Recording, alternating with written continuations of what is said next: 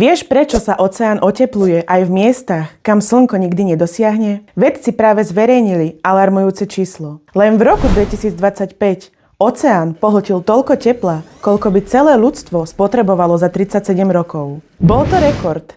Viac ako kedykoľvek predtým v histórii moderných meraní. A bežné klimatické modely to nedokážu vysvetliť. Prečo? Lebo teplo neprichádza len z hora, ale aj z dola.